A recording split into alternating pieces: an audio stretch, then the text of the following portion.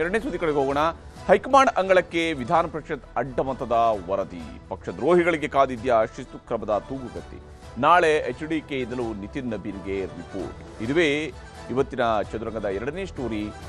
ವಿಜಯಾಶೋಕ ವಿವರಣೆ. ಈ ಪ್ರಕರಣವನ್ನು ಬಹಳ ಗಂಭೀರವಾಗಿ ತೆಗೆದುಕೊಂಡಿದ್ದೇವೆ. ಯಾರು ಅನ್ಯಾಯ ಮಾಡಿದ್ದಾರೆ, ದ್ರೋಹ ಎಸಗುವಂಥ ಕೆಲಸ ಮಾಡಿದ್ದಾರೆ, ಕಠಿಣವಾಗಿರ್ತಕ್ಕಂಥ ನಿರ್ಣಯವನ್ನು ಮಾಡಲೇಬೇಕಾಗ್ತದೆ.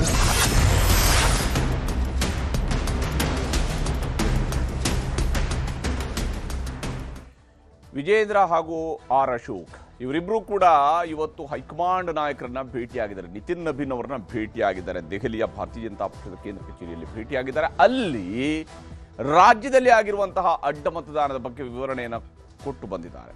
ಹೈಕಮಾಂಡ್ ಅಂಗಳವನ್ನು ತಲುಪಿದೆ ಅಡ್ಡ ಮತದಾನದ ವರದಿ. ಅಡ್ಡ ಮತದಾನವನ್ನ ತಮ್ಮ ಶಾಸಕರು ಅಡ್ಡ ಮತದಾನ ಮಾಡ್ತಾರೆ ಅಂತ ಹೇಳಿ ಇವರು ಊಹಿಸುವುದಿಲ್ಲ. ಅಡ್ಡ ಮತದಾನ ಆದ ಮೇಲೆ ಏನು ಮಾಡೋದು ಅಂತ ಗೊತ್ತಾಗ್ತಿಲ್ಲ. ಅಂತಹ ಪರಿಸ್ಥಿತಿಯಲ್ಲಿ ಬಿಜೆಪಿ ನಾಯಕರುಗಳು, ರಾಜ್ಯ ನಾಯಕರುಗಳು ಇದ್ದಾರೆ. ಹೀಗಾಗಿ ನಿತಿನ್ ನಬೀನ್ ಅವರಿಗೆ ವಿಜೇಂದ್ರ ಹಾಗೂ ಆರ್ ಅಶೋಕ್ ಅವರು ರಿಪೋರ್ಟ್ ಅನ್ನು ತಲುಪಿಸಿದ್ದಾರೆ. ಅನುಮಾನಿತ ಶಾಸಕರ ಪಟ್ಟಿಯನ್ನು ಹೈಕಮಾಂಡ್ ನಾಯಕರುಗಳಿಗೆ ನೀಡಿದ್ದಾರೆ. ಯಾವ್ಯಾವ ಶಾಸಕಗಳ ಮೇಲೆ ನಮಗೆ ಅನುಮಾನ ಇದೆ ಅನ್ನುವಂತಹ ಪಟ್ಟಿಯನ್ನು ಈಗಾಗಲೇ ಹೈಕಮಾಂಡ್ ನಾಯಕರಿಗೆ ಕೊಟ್ಟಿದ್ದಾರೆ. ಈಗ ಹೈಕಮಾಂಡ್ ನಾಯಕರು ಮುಂದೆ ನಿರ್ಧಾರವನ್ನು ಕೈಗೊಳ್ಳಬೇಕಾಗತ್ತೆ. ಪಕ್ಷದ ಕೇಂದ್ರ ಕಚೇರಿಯಲ್ಲಿ ಇವತ್ತು ಮೀಟ್ ಮಾಡಿ ಬಂದಿದ್ದಾರೆ. ನಿತಿನ್ ನಬೀನ್ ಅವರನ್ನ ಮೀಟ್ ಮಾಡಿ ಬಂದಿದ್ದಾರೆ. ಅವರಿಗೆ ತಮ್ಮ ರಿಪೋರ್ಟ್ ಅನ್ನು ಕೊಟ್ಟಿದ್ದಾರೆ. ರಾಜ್ಯದ ನಾಯಕತ್ವದ ಕಡೆಯಿಂದ ಕೊಡಬಹುದಾಗಿರುವಂತಹ ರಿಪೋರ್ಟ್ ಅನ್ನು ಕೊಟ್ಟಿದ್ದಾರೆ. ಹೈಕಮಾಂಡ್ ಅಂಗಳಕ್ಕೆ ಈಗಾಗಲೇ ಈ ಅಡ್ಡ ಮತದಾನದ ವಿಚಾರ ತಲುಪಿದೆ. ಅಂದರೆ ಹೈಕಮಾಂಡ್ ಅವರು ಕೂಡ ಕರೆಸ್ಕೊಂಡಿದ್ದಾರೆ. ಇಬ್ಬರನ್ನು ಜೊತೆಯಲ್ಲೇ ಕರೆಸ್ಕೊಂಡಿದ್ದಾರೆ. ಪ್ರತ್ಯೇಕವಾಗಿ ಅಲ್ಲ, ಸಪರೇಟ್ ಆಗಿ ಅಲ್ಲ, ಇಬ್ಬರನ್ನು ಜೊತೆಯಲ್ಲೇ ಕರೆಸ್ಕೊಂಡಿದ್ದಾರೆ. ಇಬ್ಬರ ಹತ್ರದಿಂದ ಕೂಡ ಮಾಹಿತಿಯನ್ನು ಪಡ್ಕೊಂಡಿದ್ದಾರೆ. ಬಿಜೆಪಿ ಹೈಕಮಾಂಡ್ ಅಂಗಳಕ್ಕೆ ಕ್ರಾಸ್ ವೋಟಿಂಗ್ ಕದನ ಈಗ ಶಿಫ್ಟ್ ಆಗಿರುವಂಥದ್ದು. ರಾಜ್ಯದಲ್ಲಿ ಆಗಿರುವಂತಹ ಶಾಸಕರ ಅಡ್ಡ ಮತದಾನ ಈಗ ಬಿಜೆಪಿಯ ಹೈಕಮಾಂಡ್ ಅಂಗಳವನ್ನು ತಲುಪಿದೆ. ಬಿಜೆಪಿ ಹೈಕಮಾಂಡ್ಗೆ ರಾಜ್ಯ ಬಿಜೆಪಿ ನಾಯಕರು ವರದಿಯನ್ನ ಸಲ್ಲಿಕೆ ಮಾಡಿದ್ದಾರೆ. ರಾಜ್ಯ ಬಿಜೆಪಿ ನಾಯಕರುಗಳು ಹೈಕಮಾಂಡ್ಗೆ ವರದಿಯನ್ನ ಸಲ್ಲಿಕೆ ಮಾಡಿದ್ದಾರೆ. ನಿತಿನ್ ನಬೀನ್ಗೆ ವರದಿಯನ್ನ ವಿಜೇಂದ್ರ ಹಾಗೂ ಆರ್ ಅಶೋಕ್ ಅವರು ಸಲ್ಲಿಕೆ ಮಾಡಿರುವಂಥದ್ದು. ರಾಜ್ಯದಲ್ಲಿ ಏನಾಗಿದೆ, ಅವತ್ತು ಮತದಾನದ ದಿವಸ ಜೂನ್ 18ರಂದು ಏನೇನಾಗಿದೆ ಅನ್ನೋದ್ರ ಬಗ್ಗೆ ವಿವರಣೆಯನ್ನ ಕೊಟ್ಟಿದ್ದಾರೆ. ಅಡ್ಡ ಮತದಾನ ಮಾಡಿದ್ಯಾರು ಅನ್ನೋದ್ರ ಬಗ್ಗೆ ವರದಿಯಲ್ಲಿ ಉಲ್ಲೇಖವನ್ನ ಮಾಡಿದ್ದಾರಂತೆ.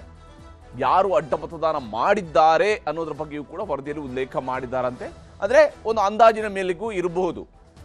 ಒಂದು ಬಿಜೆಪಿಯವರು ಕ್ಲೇಮ್ ಮಾಡ್ಕೊಳ್ತಿರೋದು ನಮ್ಮ ಕಡೆಯಿಂದ ಬರೀ 4 ಓಟು ಹೋಗಿರೋದು ಅಂತ, 3+1 ಇನ್ವ್ಯಾಲಿಡ್ ಓಟು ಅನ್ನುವಂಥದ್ದನ್ನು ಮಾತ್ರ ಹೇಳ್ಕೊಳ್ತಿದ್ದಾರೆ. ವಾಸ್ತವವಾಗಿ ಅದು 3+1 ಅಥವಾ 4+4 ಅನ್ನುವಂತಹ ಪ್ರಶ್ನೆಯೂ ಕೂಡ ಇದ್ದೇ ಇದೆ. ಅಡ್ಡ ಮತದಾನ ಮಾಡಿದ್ಯಾರು ಅನ್ನುವಂಥ ವಿಚಾರದಲ್ಲಿ CT ರವಿ ನೇತೃತ್ವದ ಸಮಿತಿ ನೀಡಿದ್ದಂತಹ ಮಧ್ಯಂತರ ವರದಿಯನ್ನು ಕೂಡ ಇಲ್ಲಿ ಉಲ್ಲೇಖ ಮಾಡಿಕೊಳ್ಳಲಾಗಿದೆ. CT ರವಿ ಅವರ ನೇತೃತ್ವದಲ್ಲಿ ಒಂದು ಸಮಿತಿಯನ್ನು ರಚನೆ ಮಾಡಿತ್ತು ಬಿಜೆಪಿ. ಆ ಒಂದು ಮಧ್ಯಂತರ ವರದಿಯನ್ನು ಕೂಡ ಹಿಡ್ಕೊಂಡೇ ಹೋಗಿದ್ದಾರೆ. ಹೈಕಮಾಂಡ್ಗೆ ಒಪ್ಪಿಸುವಂತಹ ಕೆಲಸವನ್ನ ರಾಜ್ಯ ನಾಯಕರುಗಳು ಮಾಡಿದ್ದಾರೆ. ಕಾಂಗ್ರೆಸ್ನ ಕುದುರೆ ವ್ಯಾಪಾರದ ಬಗ್ಗೆಯೂ ಕೂಡ ವರದಿಯಲ್ಲಿ ಉಲ್ಲೇಖ ಮಾಡಲಾಗಿದೆ. ಕಾಂಗ್ರೆಸ್ನವರು ಈ ಒಂದು ಶಾಸಕರನ್ನ ಖರೀದಿ ಮಾಡಿಕೊಂಡಿದ್ದಾರೆ, ಕುದುರೆ ವ್ಯಾಪಾರ ಮಾಡ್ಕೊಂಡಿದ್ದಾರೆ ಅನ್ನುವಂಥದ್ದನ್ನ ಈ ವರದಿಯಲ್ಲಿ ಉಲ್ಲೇಖಿಸಲಾಗಿದೆ. ಹೈಕಮಾಂಡ್ಗೆ ಇಬ್ಬರೂ ನಾಯಕರಿಂದ ಒಂದೇ ಅಭಿಪ್ರಾಯವನ್ನ ಸಲ್ಲಿಸಿದ್ದಾರೆ. ಅಷ್ಟರ ಮಟ್ಟಿಗೆ ಇಬ್ಬರ ನಡುವೆ ಒಗ್ಗಟ್ಟಿನ ಪ್ರದರ್ಶನವೂ ಕೂಡ ಆಗಿದೆ. ಈ ವಿಚಾರದಲ್ಲಿ ಏನು ಹೇಳಿದ್ದಾರೆ ಇವತ್ತು ನಾಯಕರುಗಳನ್ನ ಭೇಟಿ ಆದ್ಮೇಲೆ ಅನ್ನೋದನ್ನು ನಿಮ್ಗೆ ತೋರಿಸ್ತೀನಿ. ಅಧ್ಯಕ್ಷರ ಗಮನಕ್ಕೆ ನಾವು ತಂದಿದ್ದೇವೆ. ಅವ್ರದೇ ಆದಂತಹ ಮಾಹಿತಿ ಅಧ್ಯಕ್ಷರು ಕೂಡ ಇತ್ತು. ಈ ಪ್ರಕರಣವನ್ನು ಬಹಳ ಗಂಭೀರವಾಗಿ ತೆಗೆದುಕೊಂಡಿದ್ದೇವೆ. ಯಾರು ಅನ್ಯಾಯ ಮಾಡಿದ್ದಾರೆ, ದ್ರೋಹ ಎಸಗುವಂಥ ಕೆಲಸ ಮಾಡಿದ್ದಾರೆ, ಕಠಿಣವಾಗಿರ್ತಕ್ಕಂಥ ನಿರ್ಣಯವನ್ನು ಮಾಡಲೇಬೇಕಾಗ್ತದೆ. ನಾವು ಕೂಡ ಮಾಹಿತಿಯನ್ನು ತೆಗೆದುಕೊಟ್ಟು ಇನ್ನೂ ಏನಾದರೂ ಮಾಹಿತಿಗಳಿದ್ದು ನೀವು ತಿಳಿಸಿ ಅನ್ನೋ ಮಾತನ್ನು ಅವ್ರು ಹೇಳಿದ್ದಾರೆ. ಸಂಘಟನಾತ್ಮಕ ಕೂಡ ಸಲಹೆಗಳನ್ನು ನೀಡಿದ್ದಾರೆ. ಪಕ್ಷವನ್ನು ಕೂಡ ಬಲಪಡಿಸುವಂಥ ಕೆಲಸ ಆಗಬೇಕು. ಮುಂದಿನ ದಿನಗಳಲ್ಲಿ ರಾಜ್ಯದಲ್ಲಿ ಪಕ್ಷ ಅಧಿಕಾರಕ್ಕೆ ಬರಬೇಕು ಆ ನಿಟ್ಟಿನಲ್ಲಿ ಒಟ್ಟಿಗೆ ಸೇರಿ ಕೆಲಸ ಮಾಡಬೇಕು ಅನ್ನೋ ವಿಚಾರವನ್ನು ಕೂಡ ಅವ್ರು ಹೇಳಿದ್ದಾರೆ. ಹೀಗೆ ಹೈಕಮಾಂಡ್ಗೆ ವರದಿಯನ್ನು ಕೊಟ್ಟಿದ್ದಾರೆ. ಹೈಕಮಾಂಡ್ನಿಂದ ಸಲಹೆಯನ್ನು ಪಡ್ಕೊಂಡು ಬಂದಿದ್ದಾರೆ. ಈ ವಿಚಾರದಲ್ಲಿ ಹೈಕಮಾಂಡ್ ಕೂಡ ಸಿಟ್ಟಾಗಿದೆ. ವಿಜೇಂದ್ರ ಆರ್ ಅಶೋಕ್ ಬಳಿ ಮಾಹಿತಿಯನ್ನು ನಿತಿನ್ ನಬೀನ್ ಅವರು ಪಡ್ಕೊಂಡಿದ್ದಾರೆ. ತಮ್ಮ ಪಕ್ಷದ ಶಾಸಕರು ಈ ರೀತಿಯಾಗಿ ಅಡ್ಡ ಮತದಾನ ಮಾಡಿದ್ದಾರೆ ಅಂತ ಹೇಳಿದ್ರೆ ಏನು ಅರ್ಥ ಅನ್ನುತ್ತೆ. ಯಾಕಂದರೆ ಬಿಜೆಪಿ ಯಾವತ್ತೂ ಕೂಡ ತನ್ನನ್ನು ತಾನು ಪಾರ್ಟಿ ವಿತ್ ಡಿಫರೆನ್ಸ್ ಅಂತ ಹೇಳುತ್ತೆ. ಆದರೆ ಇಲ್ಲಿ ಪಾರ್ಟಿಯಿಂದಲೇ ಈ ರೀತಿಯಾದಂತಹ ಒಂದು ಅಡ್ಡ ಮತದಾನ ಆಗತ್ತೆ ಅಂತ ಹೇಳಿ ಆದರೆ ಅದಕ್ಕೆ ಏನು ಅರ್ಥ ಅನ್ನುವಂಥದ್ದು ಬಿಜೆಪಿಯವರ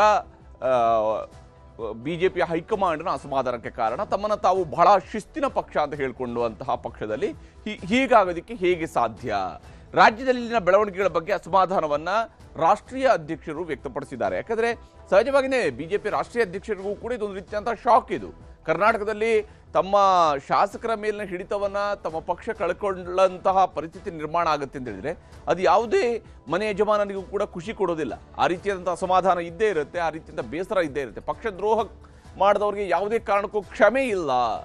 ಪಕ್ಷಕ್ಕೆ ಯಾರು ದ್ರೋಹ ಮಾಡಿದ್ದಾರೋ ಅಂಥವ್ರಿಗೆ ಯಾವುದೇ ಕಾರಣಕ್ಕೂ ಕ್ಷಮಿಸಬಾರ್ದು ಅವರನ್ನ ಅನ್ನುವಂತಹ ಅಭಿಪ್ರಾಯವೂ ಕೂಡ ಇಲ್ಲಿ ವ್ಯಕ್ತವಾಗಿದೆ.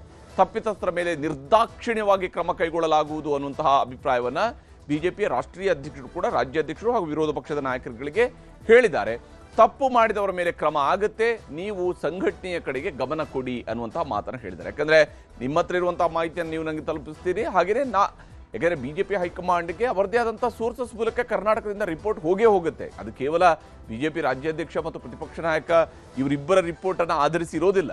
ಬಿಜೆಪಿಯ ಹೈಕಮಾಂಡ್ಗೆ ಸಹಜವಾಗಿಯೇ ಇದರ ಬಗೆಗಿನ ರಿಪೋರ್ಟ್ಗಳು ತಲುಪಿರ್ತವೆ ಆಲ್ರೆಡಿ. ಯಾರು ಈ ರೀತಿಯಾಗಿ ಅಡ್ಡ ಮತದಾನ ಮಾಡಿದ್ದಾರೆ ಅನ್ನೋದ್ರ ಬಗ್ಗೆ ಮುಂದಿನ ಚುನಾವಣೆಗಳ ಮೇಲೆ ಗಮನ ಹರಿಸಿ ಅನ್ನುವಂತಹ ಸಂದೇಶವನ್ನು ರಾಜ್ಯ ನಾಯಕರುಗಳಿಗೆ ರಾಷ್ಟ್ರೀಯ ನಾಯಕರು ರವಾನೆ ಮಾಡಿದ್ದಾರೆ.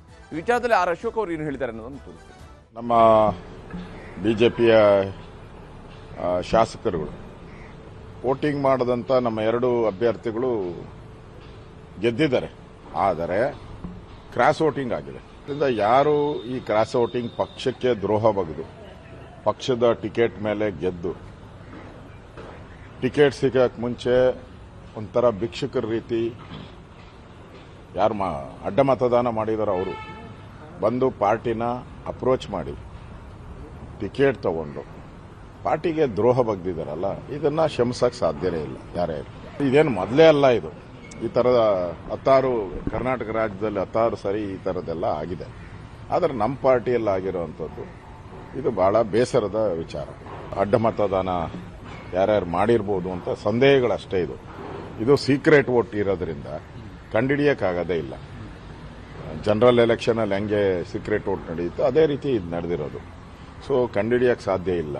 ಆದರೂ ಕೂಡ ಈಗಾಗಲೇ ನಮ್ಗೆ ಹಲವಾರು ಜನಗಳ ಬಗ್ಗೆ ಮಾಹಿತಿಗಳು ಬಂದಿದೆ. ಕಾಂಗ್ರೆಸ್ ಅವರು ಹಣದ ವ್ಯಾಪಾರ ಮಾಡಿ, ಕುದುರೆ ವ್ಯಾಪಾರ ಮಾಡಿ ಊರೆಲ್ಲರಿಗೂ ಬುದ್ಧಿವಾದ ಹೇಳ್ತಾರೆ. ನಾವು ಟ್ರಾನ್ಸ್ಪರೆಂಟು, ಮುಖ್ಯಮಂತ್ರಿ ಡಿ.ಕೆ. ಶಿವಕುಮಾರ್ ಹೊಸದಾಗಾದಾಗ ನಾವು ಭ್ರಷ್ಟಾಚಾರ ರಹಿತ ಸರ್ಕಾರ ಕೊಡ್ತೀನಿ ಅಂತ ಬಂದು ಬರ್ತಾ ಇದ್ದಂಗೆ ಭ್ರಷ್ಟಾಚಾರ ಶುರು. ಈಗೆಲ್ಲ ಯಾರ್ಯಾರು ಓಟ್ ಹಾಕಿದಾರೋ ಅವ್ರಿಗೆಲ್ಲ ದುಡ್ಡು ಯಾರು ಕೊಟ್ಟವರು? ಇದೇ ಡಿ.ಕೆ. ಶಿವಕುಮಾರ್ ಅವರೇ ಕುದುರೆ ವ್ಯಾಪಾರ ಮಾಡಿಕೊಟ್ಟಿದ್ದಾರೆ. ಮಾಡೋದು ಅನಾಚಾರ, ಮನೆ ಮುಂದೆ ಬೃಂದಾವನ ಅನ್ನೋ ರೀತಿ ಆಗಿದೆ. ಈ ಒಂದು ಕಾಲದಲ್ಲಿ ಕಾಂಗ್ರೆಸ್ನಲ್ಲಿ ಈ ರೀತಿಯ ಕ್ರಾಸ್ ಓಟ್ ಆದಾಗ ಬಿಜೆಪಿಯವರು ಕಾಂಗ್ರೆಸ್ ಅವ್ರನ್ನ ಲೇವಡಿ ಮಾಡ್ತಾ ಇದ್ರು. ಈಗ ನೋಡಿದ್ರೆ ರಾಜ್ಯದ ಬಿಜೆಪಿ ನಾಯಕತ್ವಕ್ಕೇನೆ ಇದು ದೊಡ್ಡದಾದಂತಹ ಹೊಡೆತವನ್ನು ಕೊಟ್ಟಿದೆ. ಅಶೋಕ್ ಅವರ ಮಾತುಗಳಲ್ಲೂ ಕೂಡ ಅದು ವ್ಯಕ್ತವಾಗುತ್ತೆ. ನಾನಾ ರೀತಿಯಲ್ಲಿ ಅವರು ಅದನ್ನು ಆ ಬೇಸರವನ್ನು ಹೊರಹಾಕ್ತಾ ಇದ್ದಾರೆ. ನಾವು ಟಿಕೆಟ್ ಪಡ್ಕೊಳ್ಳುವಂತಹ ಸಂದರ್ಭಗಳಲ್ಲಿ ಇಂತಹ ವೋಟನ್ನು ಮಾರ್ಕೊಂಡವರಿಗೆ ಮಾತ್ರ ಸೀಮಿತವಾಗಿ ಏನೋ ಅಂತ ಹೇಳ್ಕೊಂಡಿದ್ದಾರೆ. ಅವರು ಭಿಕ್ಷುಕರ ರೀತಿಯಲ್ಲಿ ಪಕ್ಷಕ್ಕೆ ಬಂದು ಕೇಳ್ಕೊಂತಾರೆ. ಆದರೆ ಈಗ ನೋಡಿದರೆ ಈ ರೀತಿಯಾಗಿ ನಮ್ಮ ಪಕ್ಷಕ್ಕೆ ದ್ರೋಹ ಬಗೆದಿದ್ದಾರೆ ಅನ್ನುವಂಥ ಮಾತುಗಳನ್ನು ಹೇಳ್ತಾ ಇದ್ದಾರೆ. ಇದುವರೆಗೆ ಬಿಜೆಪಿಯಿಂದ ಸಾಮಾನ್ಯವಾಗಿ ರಾಷ್ಟ್ರೀಯ ಪಕ್ಷಗಳಲ್ಲಿ ರೀತಿ ಕ್ರಾಸ್ ವೋಟಿಂಗ್ ಆಗೋದು ಕಡಿಮೆ. ರಾಜ್ಯ ಪ್ರಾದೇಶಿಕ ಪಕ್ಷಗಳವರಿಂದ ವೋಟನ್ನು ಕಿತ್ಕೊಳ್ಳುವಂಥ ಪ್ರಯತ್ನ ನಡೆಯುತ್ತೆ. ಕಾಂಗ್ರೆಸ್ಸಿಂದ ನಿರಂತರವಾಗಿ ಇತ್ತೀಚಿನ ವರ್ಷಗಳಲ್ಲಿ ನಡೀತಾ ಇದೆ, ಕ್ರಾಸ್ ವೋಟಿಂಗ್ ಆಗ್ತದೆ. ಬಿಜೆಪಿಯಿಂದ ಆ ರೀತಿಯ ಕ್ರಾಸ್ ವೋಟಿಂಗ್ ಆಗೋದು ಕಡಿಮೆ. ಅದು ಈ ಬಾರಿ ಕರ್ನಾಟಕದಲ್ಲಿ ಇದು ಅಡ್ಡ ಮತದಾನ ಆಗಿದೆ ಬಿಜೆಪಿಯ ಕಡೆಯಿಂದ. ಹೀಗಾಗಿ ಅಡ್ಡ ಮತದಾನದ ಬಗ್ಗೆ ಬಿಜೆಪಿಯ ದೋಸ್ತಿ JDS ಕೂಡ ಒಂದು ವರದಿಯನ್ನು ಈಗ ಸಲ್ಲಿಕೆ ಮಾಡೋದಿದೆ. ಯಾಕೆಂದರೆ ಇಲ್ಲಿ ಪರೀಕ್ಷೆ ನಡೆಸಿದಂಥವರು ಕುಮಾರಸ್ವಾಮಿ ಅವರು ಹೇಳೋದೇನು, ನಾನು ಇದು ಪರೀಕ್ಷೆ ನಡೆಸೋದಕ್ಕೆ ಬೇಕಾಗಿ ಮಾಡಿರುವಂತಹ ಕ್ಯಾಂಡಿಡೇಟು, ನಾನು ಕ್ಯಾಂಡಿಡೇಟ್ ಹಾಕಿದ್ದು ಸೋಲ್ತಾರೆ ಅಂತ ಗೊತ್ತಿತ್ತು, ಆದರೆ ಪರೀಕ್ಷೆ ಮಾಡೋದಕ್ಕೆ, ನಮ್ಮ ಶಾಸಕರನ್ನ ಪರೀಕ್ಷೆ ಮಾಡೋದಕ್ಕೆ ಅಂತ ಹೇಳಿದ್ರು. ಆ ಪರೀಕ್ಷೆ ಇವಾಗ ಅಡ್ಡ ಮತದಾನಕ್ಕೆ ಕಾರಣ ಆಗಿದ್ದು, ಕಾಪಿ ಹೊಡೆಯೋದಕ್ಕೆ ಕಾರಣ ಆಗೋದಿಲ್ಲ ಅಂತ ಹೇಳಿದ್ರೆ ಈ ಪರೀಕ್ಷೆನೇ ಆಗಿರೋದು. ಇವಾಗ ಅಡ್ಡ ಮತದಾನ ಮಾಡಿಸಿದವರು ಯಾರು, ಮಾಡಿದ್ಯಾರು ಅನ್ನುವಂಥದ್ರ ಬಗ್ಗೆ ವರದಿಯನ್ನು ಕುಮಾರಸ್ವಾಮಿ ಅವರು ರೆಡಿ ಮಾಡಿದ್ದಾರೆ. ಮಿತ್ರ ಪಕ್ಷವಾಗಿದ್ದರಿಂದ ರಾಜ್ಯದ ಬೆಳವಣಿಗೆಗಳ ಬಗ್ಗೆಯೂ ಕೂಡ ವರದಿಯನ್ನು ಅವರು ಬಿಜೆಪಿಯ ರಾಷ್ಟ್ರೀಯ ಅಧ್ಯಕ್ಷರಿಗೂ ಕೂಡ ಸಲ್ಲಿಕೆ ಮಾಡ್ತಾರೆ. ಯಾಕಂದ್ರೆ ದೋಸ್ತಿ ಪಕ್ಷದ ನಡುವೆ ಒಂದು ಅಂಡರ್ಸ್ಟ್ಯಾಂಡಿಂಗ್ ಇದ್ದೇ ಇರುತ್ತೆ. ಅದರ ಪ್ರಕಾರ ರಾಜ್ಯ ಬಿಜೆಪಿ ನಾಯಕರ ಬಗ್ಗೆಯೂ ಕೂಡ ಮಾಹಿತಿಯನ್ನು ಕುಮಾರಸ್ವಾಮಿ ಅವರು ಕೊಡಬಹುದು, ನಿತಿನ್ ನಬೀನ್ ಅವರಿಗೆ ತಿಳಿಸಬಹುದು. ಮುಂದೆ ನಮ್ಮ ಹೋರಾಟ ಹೇಗಿರಬೇಕು ಅನ್ನೋದ್ರ ಬಗ್ಗೆ ಕೂಡ ನಿತಿನ್ ನಬೀನ್ ಅವರ ಜೊತೆಗೆ ಕುಮಾರಸ್ವಾಮಿ ಅವರು ಕೂಡ ಚರ್ಚೆಯನ್ನು ನಡೆಸುವಂತಹ ಸಾಧ್ಯತೆಗಳು ಇದಾವೆ. ಈ ರೀತಿಯಾದಂತಹ ರಿಪೋರ್ಟ್ ಈಗ JDS ಕಡೆಯಲ್ಲೂ ಕೂಡ ಸಲ್ಲಿಕೆ ಆಗ್ತಾ ಇದೆ.